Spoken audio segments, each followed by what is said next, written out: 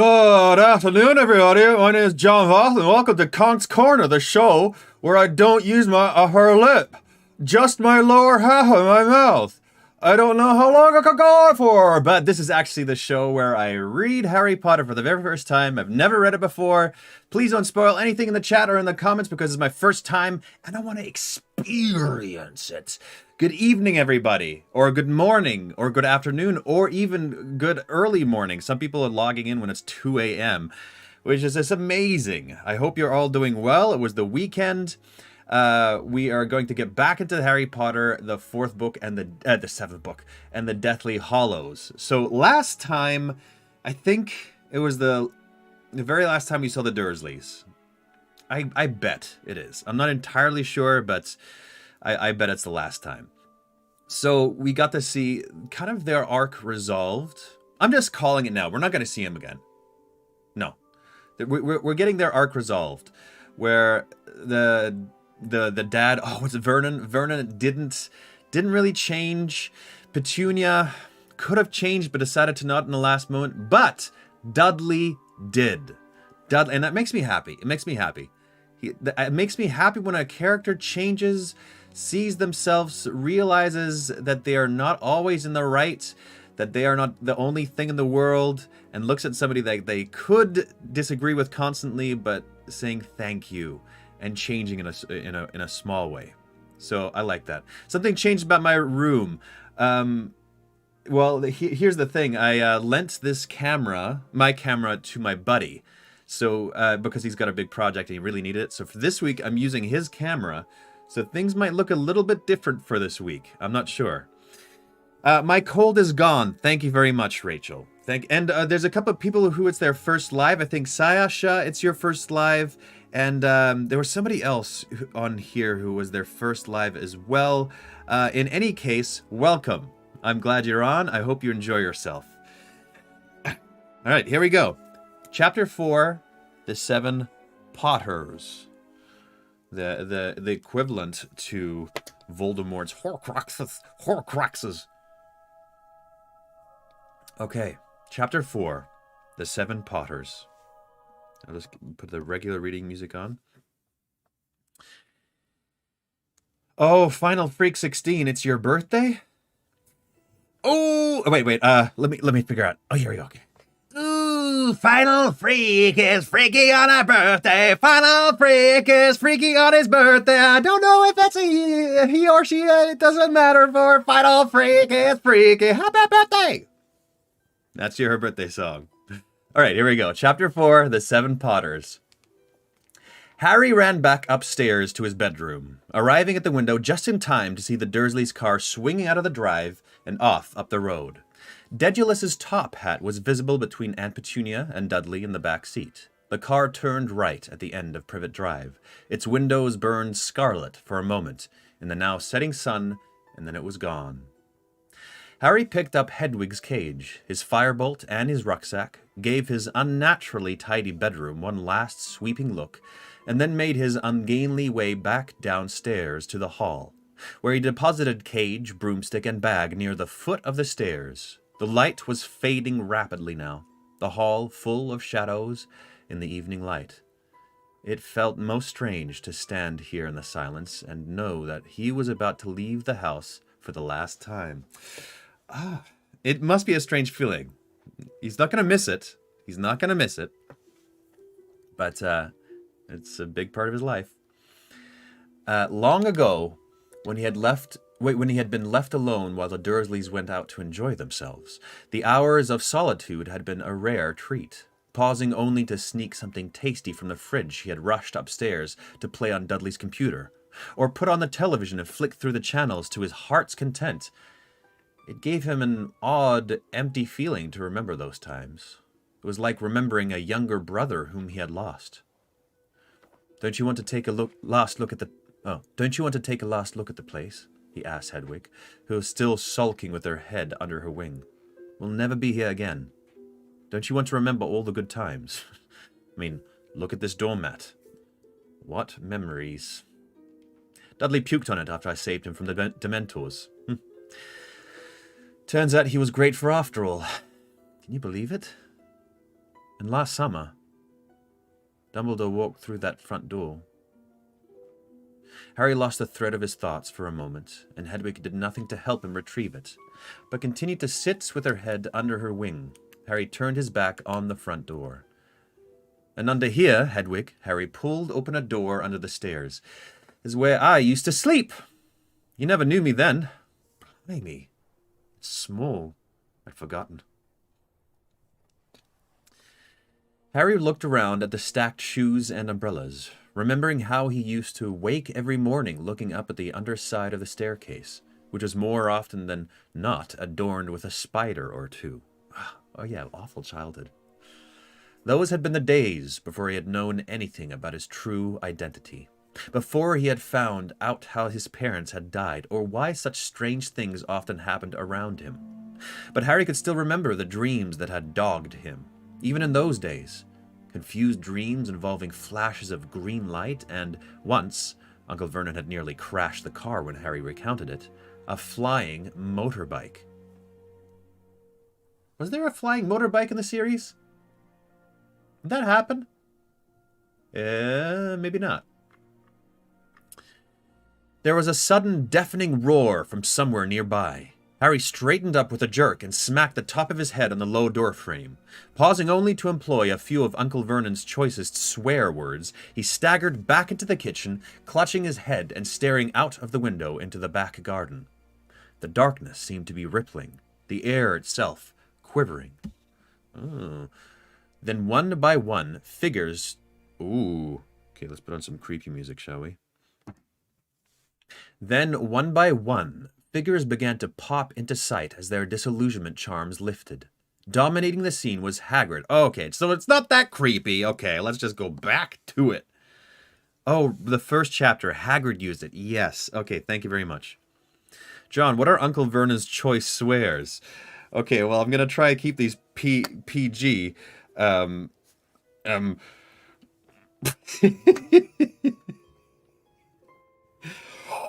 Horse duty! Or strangle throttle! Trap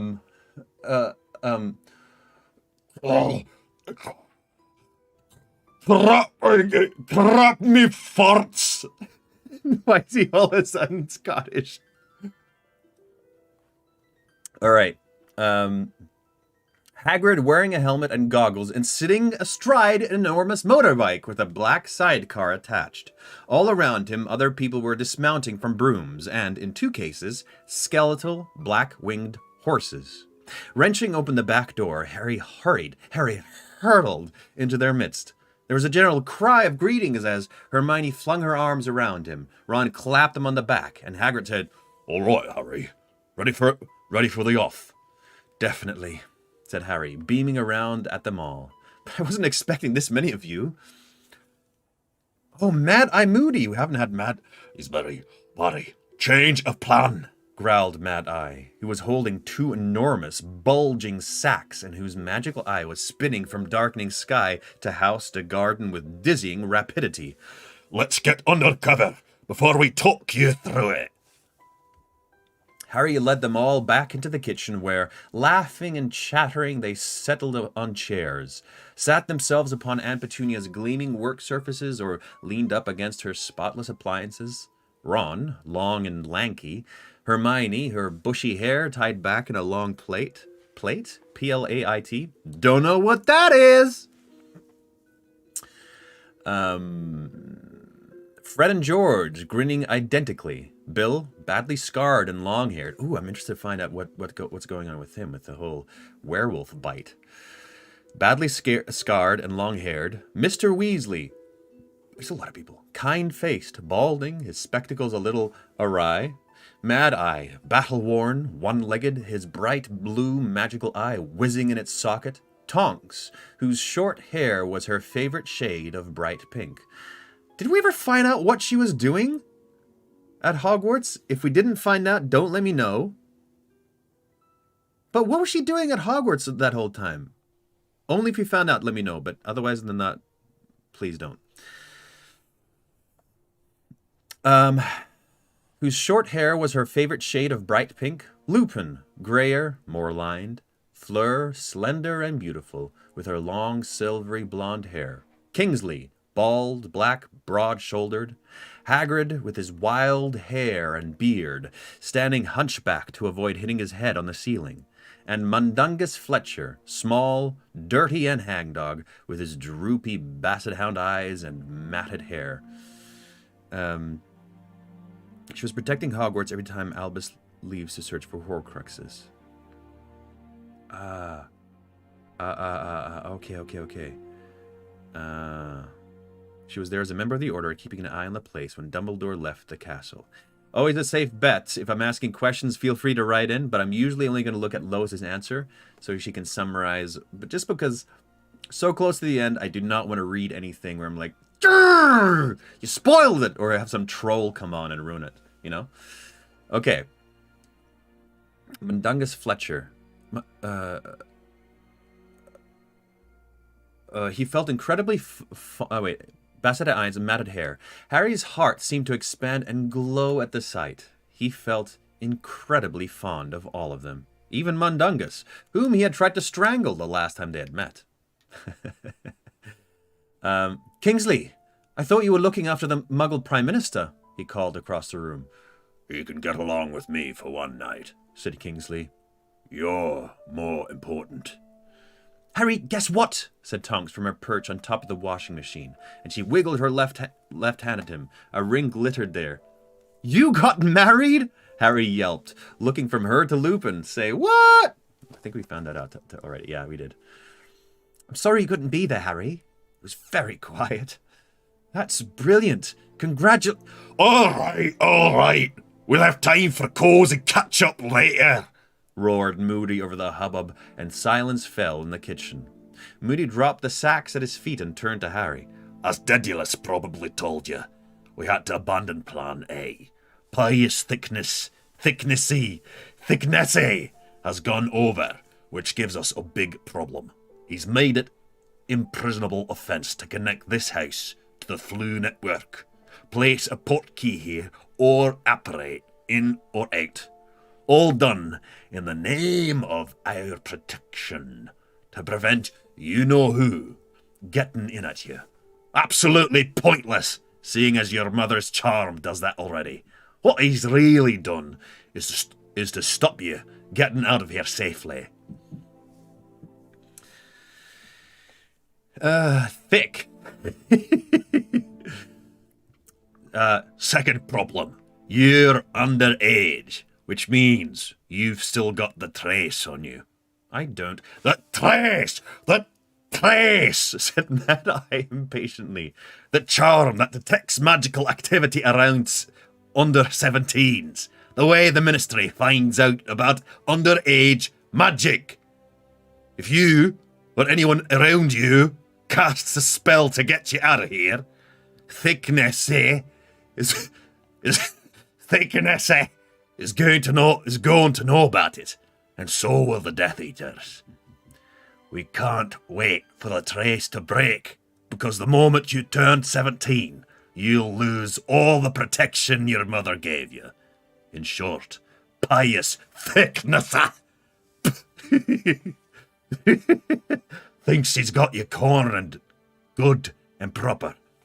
The trace, constant vigilance, thicknessy. Get away from your sock. It's so hot in here. Okay. Harry could not help but agree with the unknown thicknessy. Okay, wait 1 second. I keep on forgetting who thicknessy is, or thickness. Thickness. Okay. So who's thicknessy again? I can't. This is a new character or a new person. I can't remember. So what are we going to do? We're going to use the only means of transport left to us, the only ones the trace can't detect, because we don't need to cast spells to use them. Brooms, thestrals, and Hagrid's motorbike. Harry could see flaws in this plan. However, he held his tongue to give Mad-Eye the chance to address them. Head of Magical Law Enforcement. Okay, thank you. Great. Now, your mother's charm will only break under 2 conditions. When you come of age, or Moody gesture around the pristine kitchen. you no longer call this place home. You and your aunt and uncle are going your separate ways tonight, in the full understanding that you're never going to live together again. Correct? Harry nodded. So, this time, when you leave, there'll be no going back, and the charm will break the moment you get outside its range. We're choosing to break it early, because the alternative is waiting for you-know-who to come and seize you the moment you turn 17. The one thing we've got on our side is that you-know-who doesn't know we're moving you tonight. We've leaked a fake trail to the Ministry. They think you're not leaving until the 30th. However, this is you-know-who we're dealing with, so we can't just rely on him getting the date wrong. He's bound to have a couple of Death Eaters patrolling the skies in this general area, just in case. So, we've given a dozen different houses every protection we can throw at them. They all look like they could be the place we're going to hide you. They've all got some connection with the Order. My house, Kingsley's place, Molly's, Aunt Muriel's, you get the idea. Yeah, said Harry, not entirely truthfully, because he could still spot a gaping hole in the plan.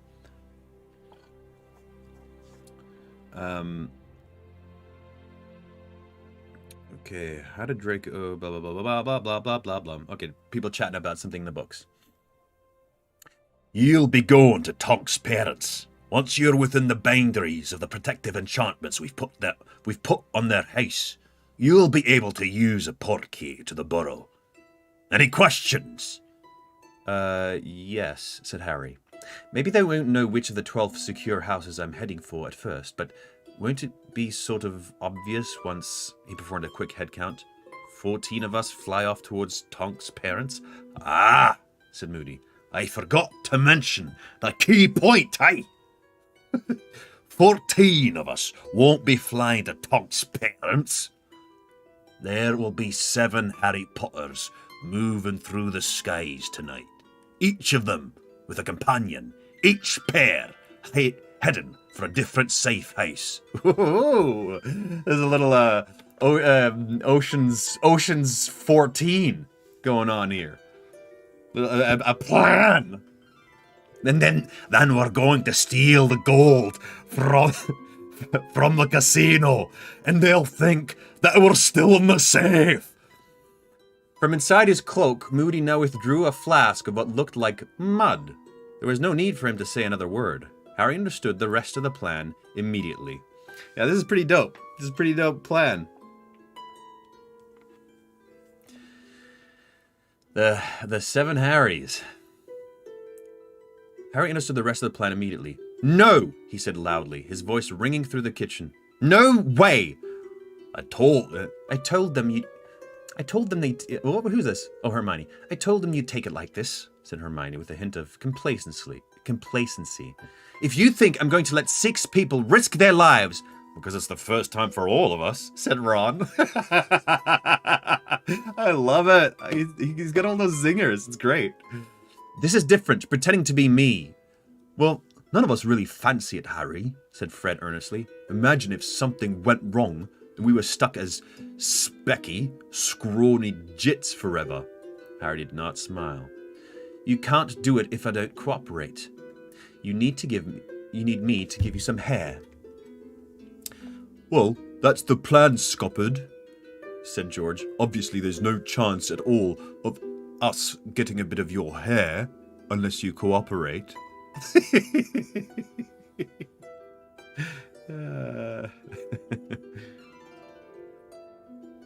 Git, not jit, eh? It's git. Damn it, I thought I got it right that time.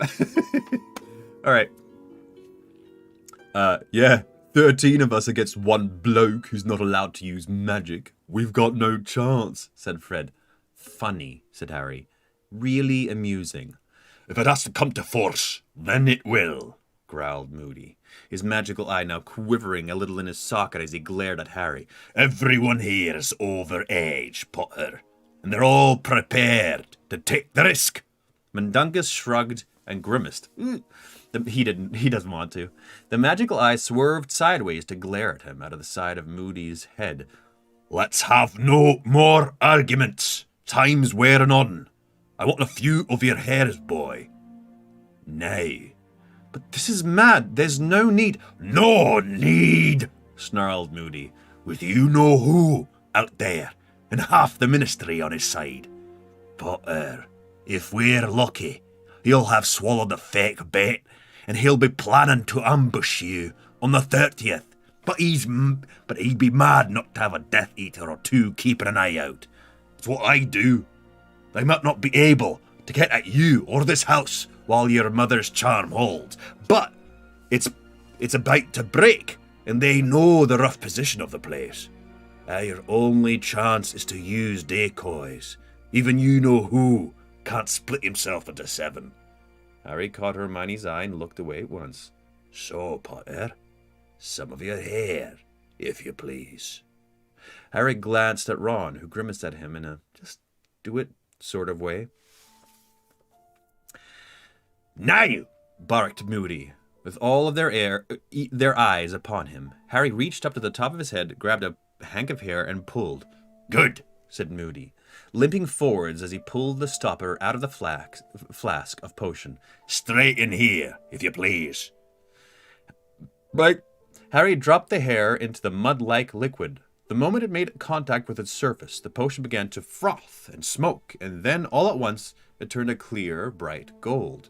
"Ooh, you look much tastier than Crabbe Goyelle, Harry," said Hermione, before catching sight of Ron's raised eyebrows, blushing slightly and saying, "Ooh, you know what I mean."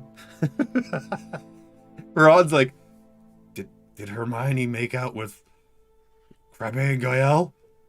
Oh no. Did I say Death Eater? Oh no, somebody else said Death Eater. Oh, you know what I mean. Goyelle's potion looked like bogies. Right then, fake Potters, line up over here, please, said Moody. Ron, Hermione, Fred, George, and Fleur lined up in front of Aunt Petunia's gleaming sink. "One short," said Lupin. "Here," said Hagrid gruffly, and he lifted Mundungus by the scruff of the neck and dropped him down beside Fleur, who wrinkled her nose pointedly and moved along to stand between Fred and George instead. "I told you I'd sooner be a protector," said Mundungus. "Shut it," growled Moody. "As I've already told you, you spineless worm. Any Death Eaters we run into will be aiming to catch Potter, not kill him. Dumbledore always said you-know-who would want to finish Potter in person. It'll be the protectors who've got the most to worry about. And Death Eaters will want to kill him." Mundungus did not look particularly reassured, but Moody was already pulling half a dozen egg cup-sized glasses from inside his cloak, which he handed out before pouring a little polyjuice potion into each one. "All together, then." Ron, Hermione, Fred, George, Fleur, and Mundungus drank. All of them gasped and grimaced as the potion hit their throats. At once, their features began to bubble and distort like hot wax. Hermione and Mundungus were shooting upwards. Ron, Fred, and George were shrinking. Their hair was darkening. Hermione and Fleur's appearing to shoot backwards into their skull. Moody, quite unconcerned, was now loosening the ties of the large sacks he had brought with him. When he straightened up again, there were 6 Harry Potters gasping and panting in front of him. That's kind of cool.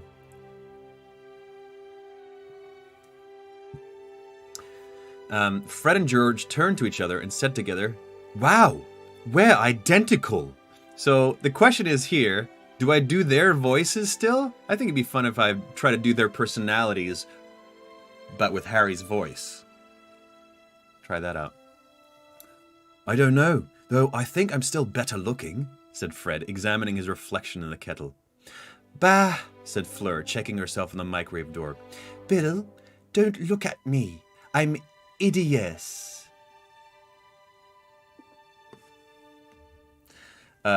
Moody. Oh, so claws are a bit roomy. I've got smaller hair, said Moody, indicating the first sack. and vice versa. Don't forget the glasses. There's 6 pairs in the side pocket. And when you've dressed, there's luggage in the other sack. The real Harry thought that this might just be the most bizarre thing he's ever seen, and he had seen some extremely odd things. He watched as his 6 doppelgangers rummaged in the sacks, pulling out sets of clothes, putting on glasses, stuffing their own things away.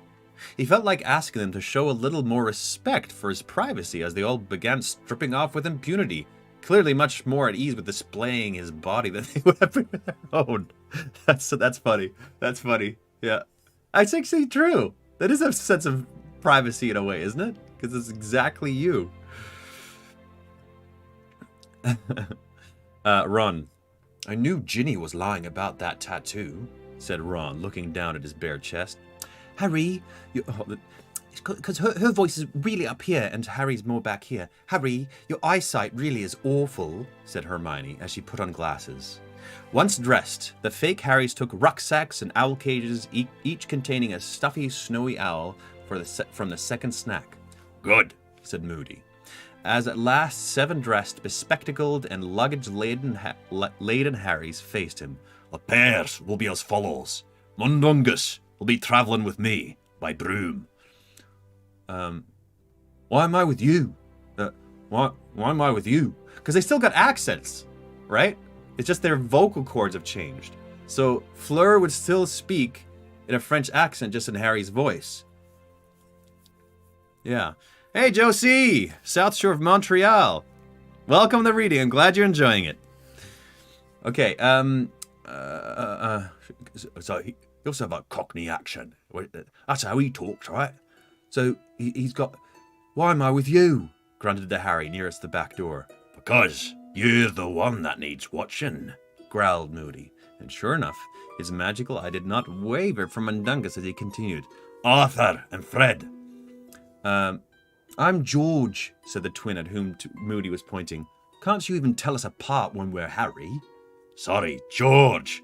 I'm only yanking your wand. I'm Fred, really. Enough messing around, snarled Moody. The other one, George or Fred or whoever you are. You're with Remus. Miss Delacour. I'm taking Fleur on a thestral, said Bill. She's not that fond of brooms. Fleur walked over to stand beside him, giving a soppy, slavish look that Harry hoped with all his heart would never appear on his face again.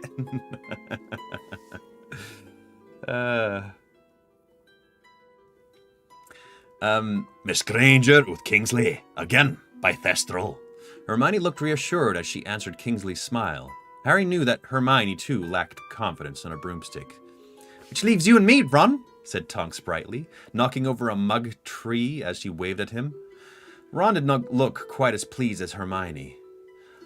And you're with me, Harry. All right, said Hagrid, looking a little anxious. We'll be on the bike. Brooms and thestrals can take me weight, see? Not a lot of room on the seat with me on it, though, so you'll be in the sidecar. That's great, said Harry, not altogether truthfully. We think the Death Eaters will expect you to be on a broom, said Moody, who seemed to guess how Harry was feeling. Snape's had plenty of time to tell them everything about you he's never mentioned before. So, if we do run into Death Eaters, we're betting they'll choose one of the Potters who'll look at a home on a broomstick. All right, then, he went on, tying up the sack with the fake Potter's clothes in it and leading the way back to the door. I make it 3 minutes until we're supposed to leave. No point locking the back door. It won't keep the Death Eaters out when they come looking. Come on. Harry hurried into the hall to fetch his rucksack, Firebolt, and Hedwig's cage before joining the others in the dark back garden. On every side, broomsticks were leaping into hands. Hermione had already been helped up onto the great black thestral by Kingsley, Fleur onto the other by Bill. Hagrid was standing ready beside the motorbike, goggles on. Is this it? Is this Sirius's bike? The very same, Said Hagrid, beaming down at Harry. and last time you was on it, Harry, I could fit you in one hand. Harry could not help but feel a little humiliated as he got into the sidecar. It placed him several feet below everybody else. Ron smirked at the sight of him sitting there like a child in a bumper car. Harry stuffed his rucksack and broomstick down by his feet and rammed Hedwig's cage between his knees. It was extremely uncomfortable.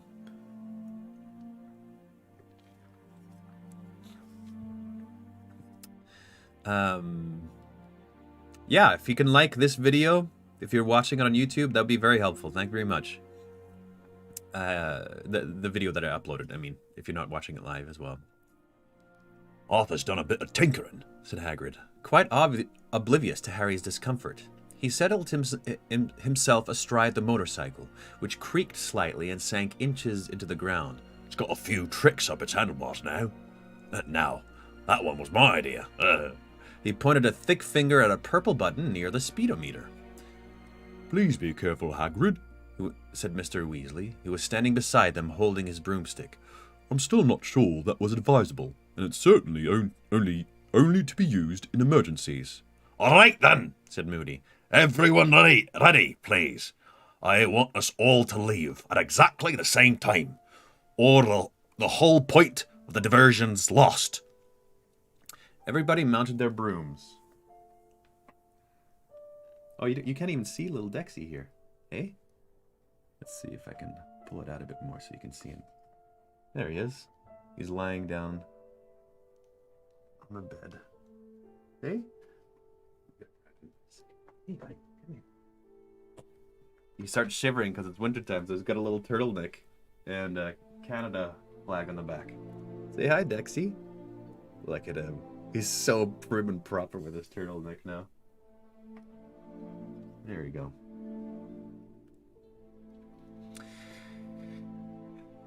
Okay. Where were we? Everybody mounted their brooms. Hold tight now, Ron, said Tonks, and Harry saw Ron throw a furtive, guilty look at Lupin before placing his hands on either side of her waist. Oh, that's just like an awkward thing that most people will be like, I'm so sorry. Hagrid kicked the motorbike into life. It roared like a dragon and the sidecar began to vibrate. Good luck, everyone, shouted Moody. See you all in about an hour at the Burrow. On the count of 3. 1, 2, 3. There's a great roar from the motorbike, and Harry felt the sidecar give a nasty lurch. Do we have some exciting music somewhere here? I gotta get some exciting music going on, huh? Is this working?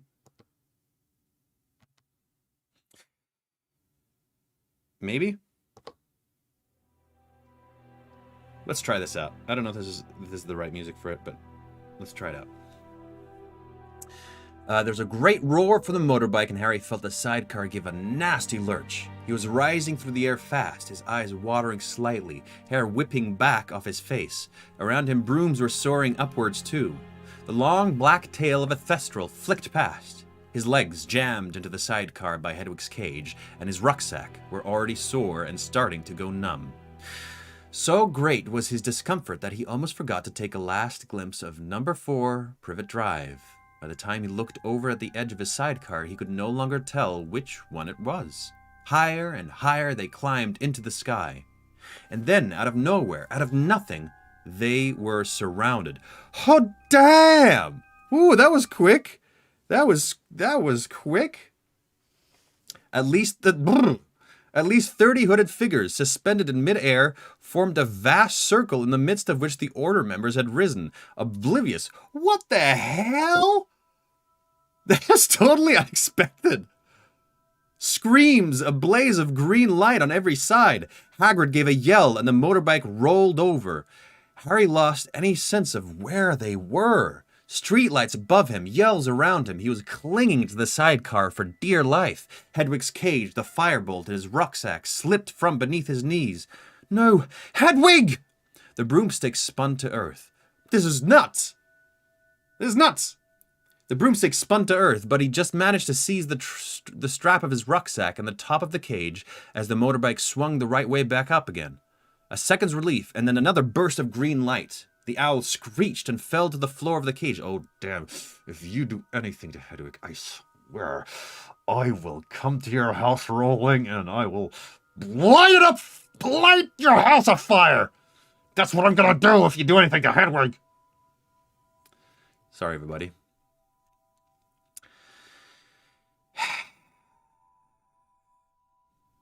The motorbike zoomed forwards. Harry glimpsed hooded Death Eaters scattering as Hagrid blasted through their circle. Hedwig! But the owl lay motionless and pathetic as a toy on the floor of her cage. I swear.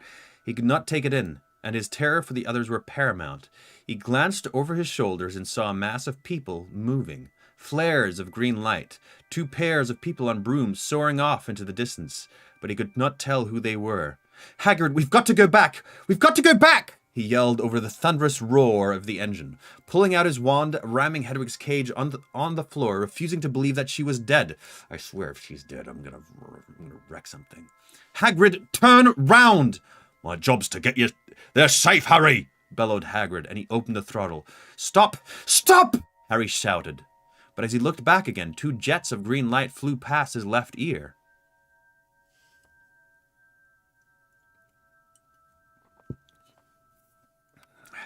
Four Death Eaters had broken away from the circle and were pursuing them, aiming for Hagrid's broad back. Hagrid swerved, but the Death Eaters were keeping up with the bike. More curses shot after them, and Harry had to sink low into the sidecar to avoid them. Wiggling round, he cried, "Stupefy!" and a red bolt of light shot from his own wand, cleaving a gap between the 4 pursuing Death Eaters as they scattered to avoid it. This is nuts! I did not expect it to go to this point so quickly! Yes, Nathan, it's a vase I'm drinking from. I will ignore the chat for now. Thank you. Hold on, Harry. This'll do it for him, roared Hagrid, and Harry looked up just in time to see Hagrid slamming a thick finger into a green button near the fuel gauge. A solid brick wall, erupted out of the exhaust pipe. What is this, Mario Kart? Craning his neck, Harry saw it expand into being in midair. What is this, crash racing? 3 of the Death Eaters swerved and avoided it, but the 4th was not so lucky. He vanished from view and then dropped like a boulder from behind it. His broomstick broke it into pieces. There's a piece of slapstick in the middle of this. One of his fellows slowed up to save him, but they and the airborne wall were swallowed by darkness as Hagrid leaned over the handlebars and sped up. More killing curses flew past Harry's head from the 2 remaining Death Eaters' wands. They were aiming for Hagrid. Okay, this is a bit too loud for me. I'm gonna make it a bit... There we go.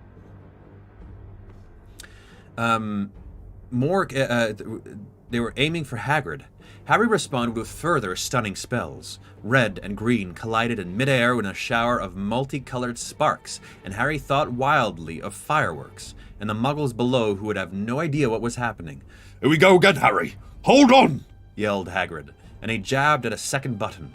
This time, a great net burst from the bike's exhaust, but the Death Eaters were ready for it. Not only did they swerve to avoid it, but the companion who had slowed to save their unconscious Fred had caught up. Use a banana, Hagrid, use a banana. He bloomed suddenly out of the darkness, and now 3 of them were pursuing the motorbike, all shooting curses after it. This'll do it, Harry. Hold on tight, yelled Hagrid, and Harry saw him slam his whole hand onto the purple button beside the speedometer. How do you pronounce that? With an unmistakable bellowing roar, dragonfire burst from the exhaust, white, hot, and blue, and the motorbike shot forward like a bullet with a sound of wrenching metal. Harry saw the Death Eaters swerve out of sight to avoid the deadly trail of flame, and at the same time felt the sidecar sway ominously. Its metal connections to the bike had splintered with the force of acceleration. It's all right, Harry, bellowed Hagrid, now thrown flat onto his back by the surge of speed. Nobody was steering now, and the sidecar was starting to twist violently in the bike's slipstream. Suddenly, a blue shell appeared beside Hagrid's face. I couldn't get through it. Okay. I'm on it, Harry. Don't worry, Hagrid yelled. and from inside his jacket pocket he pulled his flowery pink umbrella. Hagrid, no! Let me! Reparo! There was a deafening bang, and the sidecar broke away from the bike completely. Why? Oh, okay, the metal connections. Right. Harry sped forwards, propelled by the impetus of the bike's flight. Then the sidecar began to lose height. In desperation, Harry pointed his wand at the sidecar and shouted, Wingardium Leviosa! The sidecar rose like a cork, unsteerable, but at least still airborne. He had but a split second's relief, however, as more curses streaked past him. The 3 Death Eaters were closing in. I'm coming, Harry! Hagrid yelled from out of the darkness, but Harry could feel the sidecar beginning to sink again. Crouching as low as he could, he pointed at the middle of the oncoming figures and yelled, Impedimenta! The jinx hit the middle Death Eater in the chest. For a moment, the man was absurdly spread-eagled in mid-air, as though he had hit an invisible barrier. One of his fellows almost collided with him. Then the sidecar began to fall in earnest, and the remaining Death Eater shot a curse so close to Harry that he had to duck below the rim of the car, knocking out a tooth on the edge of his seat. I'm coming, Harry! I'm coming! A huge hand seized the back of Harry's robes and hoisted him out of the plummeting sidecar. Harry pulled his rucksack with him as he dragged himself onto the motorbike's seat and found himself back to back with Hagrid. Wait. What about Hedwig? What about Hedwig's cage? You grabbed the rucksack, but he didn't grab Hedwig's cage? Harry, I swear to everything that is good on this earth, if you have forgotten to grab Hedwig's cage, I am going to enter your world of literature. I'm going to enter into this world and punch you in the mouth. Right now. As they soared upwards, away from the 2 remaining Death Eaters, Harry spat blood out of his mouth, pointed his wand at the falling sidecar, and yelled, Confringo! He knew a dreadful, gut-wrenching pang for Hedwig as it exploded. The Death Eater nearest it was blasted out of his broom and fell from sight. His companion fell back and vanished. What? No.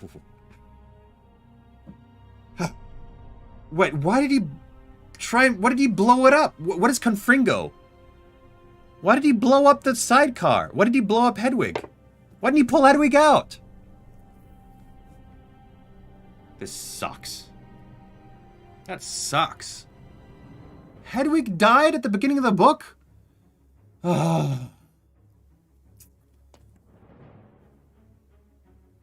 Really sucks.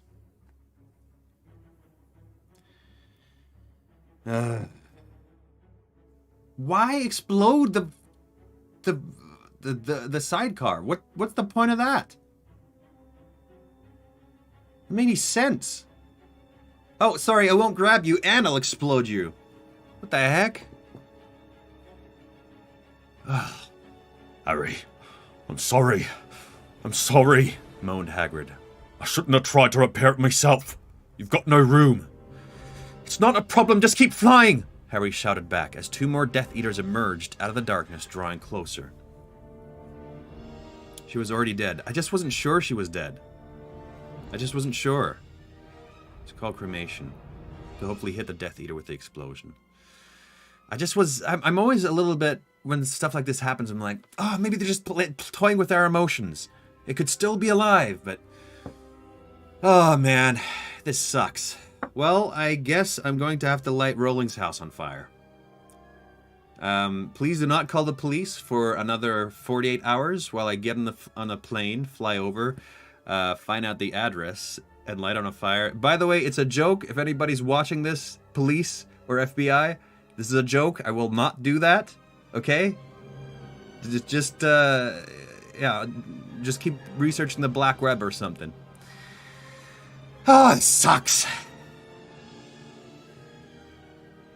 Okay. Oh, damn it. What?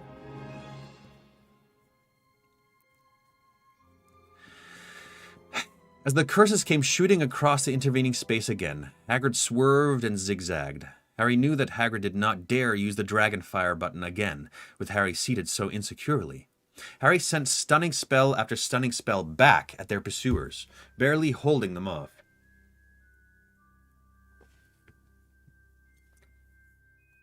He shot another blocking jinx at them. The closest Death Eater swerved to avoid it, and his hood slipped, and by the red light of the next stunning spell, Harry saw the strangely blank face of Stanley Shunpike. Stan. Expelliarmus! Harry yelled. Who is this? I don't know. That's him! It's him! It's the real one! The hooded Death Eater's shout reached Harry even above the thunder of the motorbike's engine. Next moment, both pursuers had fallen back and disappeared from view. Harry, what's happened? Bellowed Hagrid. Where have they gone? I don't know. But Harry was afraid. The hooded Death Eater had shouted, "It's the real one." How had he known? He gazed around at the apparently empty darkness and felt its menace. Where were they? He clambered round on the seat to face forwards and seized hold of the back of Hagrid's jacket. Hagrid, do the dragonfire thing again. Let's get out of here. Hold on tight then, Harry. There was a deafening, screeching roar, and the white-blue fire shot from the exhaust. Harry felt himself slipping backwards off what little of the seat he had. Hagrid flung backwards upon him, barely maintaining his grip on the handlebars. I think we've lost him, Harry. I think we've done it.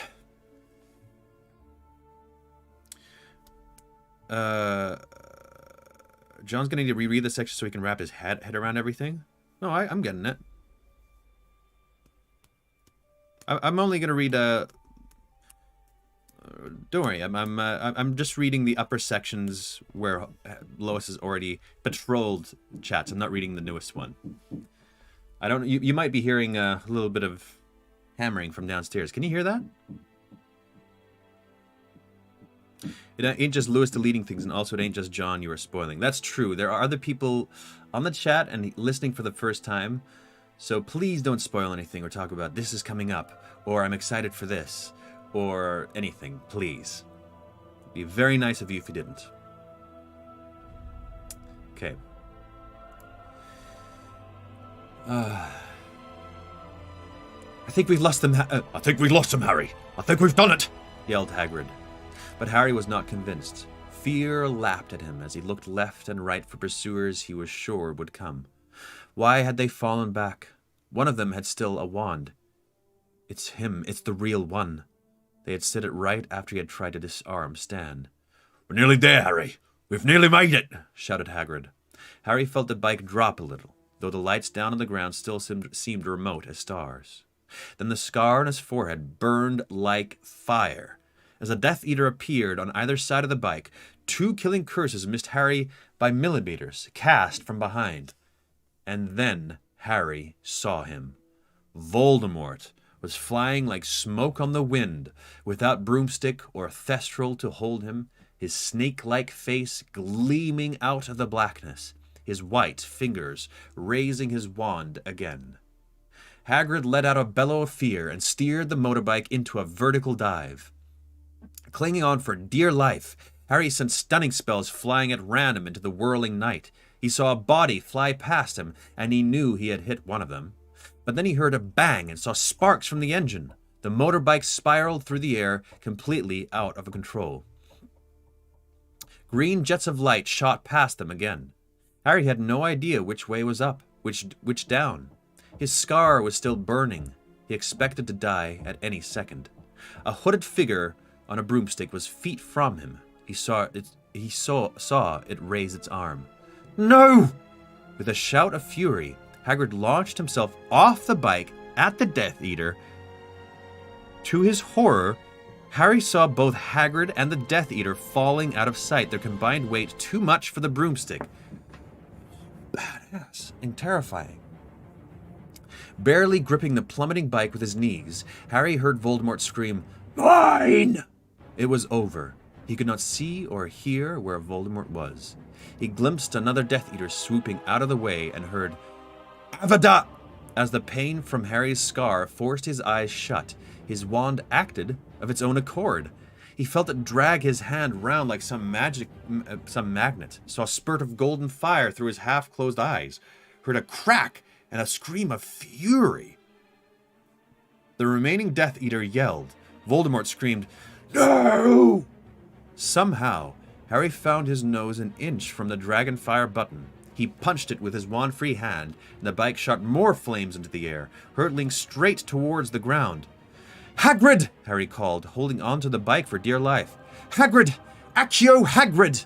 The motorbike sped up, sucked towards the earth. Face level with the handlebars, Harry could see nothing but distant lights growing nearer and nearer. He was going to crash, and there was nothing he could do about it. Behind him came another scream. Your wand, Selwyn! Give me your wand! He felt Voldemort before he saw him. Looking sideways, he stared into the red eyes and was sure they would be the last thing he ever saw. Voldemort preparing to curse him once more. And then, Voldemort vanished. Harry looked down and saw Hagrid spread-eagled on the ground below him. Where? He pulled hard at the handlebars to avoid hitting him, groped for the bike, but with an ear-splitting, ground-trembling crash, he smashed into a muddy pond. End of the chapter. Okay, I'm going to read a little bit more, just to see what's going on with Hagrid.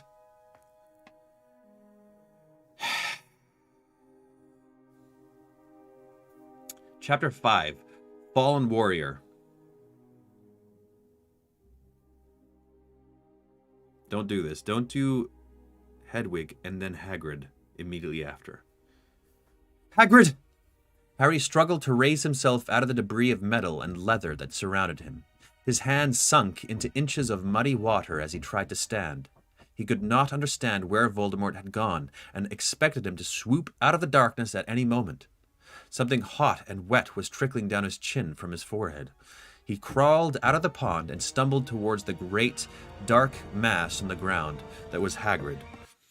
I don't know what to put on right now. So I'm just going to put on the creep music because I'm not going to assume he's dead yet. I'm not reading the chat either. Hagrid, talk to me. But the dark mass did not stir. Who's there? Is it Potter? Are you Harry Potter? Who's this now? Harry did not recognize the man's voice. Then a woman shouted, "They've crashed, Ted! Crashed in the garden!"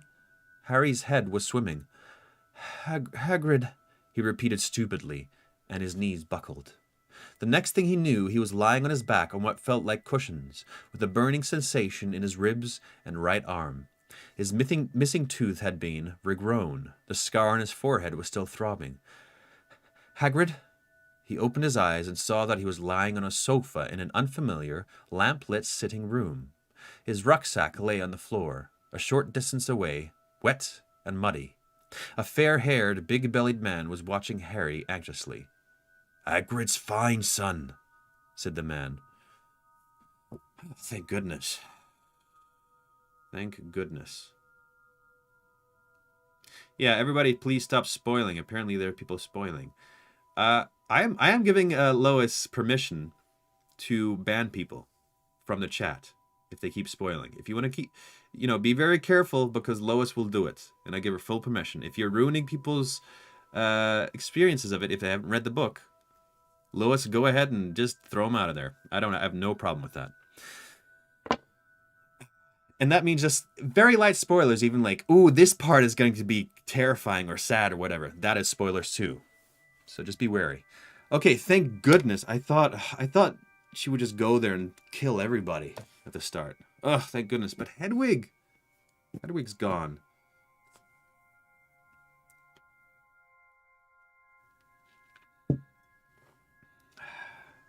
This is crazy. Okay. Hagrid. But he might be injured. This is as far as I'm going. Sorry, I'm not reading further than this because we're close to the hour here, and I don't want to get into another full scene. But oh boy, that escalated quickly. Oh, I thought they'd at least be flying a little bit, but then immediately, hey, here we are, 30 Death Eaters and Voldemort. So I'm guessing they got into the sphere of the house, the protection sphere of that house, that Death Eaters and Voldemort can't get through. That's my assumption of what is happening here. Aren't you glad you're wearing your sweatsuit? That chapter was intense. It really was. It really was intense. Man, I did not expect that. That was pretty intense. Okay, so Hedwig's dead. That's so sad. That is so sad. Why? Why? Just people dying and beloved things, beloved people and creatures dying left, right, and everywhere. So that's super sucky. Action-packed this chapter. The spoilers are the price of popularity, John. Now you are famous. I wouldn't say famous. I always imagined that sphere looking the same as the one in Courage the Cowardly Dog. Hedwig's death was the one that really got me the most in the series. Kelly. Yeah, I can imagine. When Harry said to Hedwig she will be able to fly again later. Oh, no, yeah, you're right. So unexpected. Life is that way. Remember the beginning of Book 2, Snape and Yaxley were arguing over 2 different times Harry was leaving Privet Drive. This was the day Snape said the order would move Harry. Oh, wow. Okay, interesting. Everything seems to be considered a spoiler here. Kind of sad as it ruins the fun of catching this live when you can't really engage the way you want to. No, you can discuss anything that is just not in the future. That's it. That's all that is considered a spoiler, or something that has been revealed about the past. You can discuss anything you want to, as long as it doesn't reveal something that hasn't been revealed yet onto me and onto others. Steering up before you reached it. Hedwig didn't even want to communicate with Harry before they left. They parted in a fight, basically. Oh, that sucks too. You're right, Malcheril. Ugh. Oh. Oh, that's super crappy. Hey, buddy. No, you don't want to? Alright, that's fine. If you could prevent one death, which would you do? Dumbledore or Hedwig? Dumbledore. For sure, Dumbledore. For sure, Dumbledore. Man. Okay, yeah, and Lois says you're always welcome to join the spoiler chat on Discord. There's active discussion there during the lives, too. Alright, friends. Well, I will see you tomorrow again, where we will continue the story. It is just starting off dark and intense and sad. It's going to be the whole book, huh? It's going to be an intense book. That's probably why so many people like it most. Probably just thing after thing after thing happening. And they're not going back to Hogwarts to study. Right? That's not, I'm still bet that's not going to happen. So it's all going to be various adventures throughout the Hogwarts world. I mean, what do you call the world of Harry Potter? Just the world of Harry Potter? I guess? Yeah. Hedwig has a better name than Dumbledore.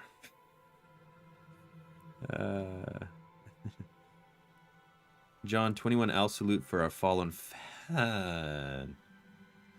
If you could kill one character between Dumbledore and Voldemort, which would you kill? It's such a dumb question. All right, everybody. I will see you tomorrow. Much love. Have fun. Bye-bye.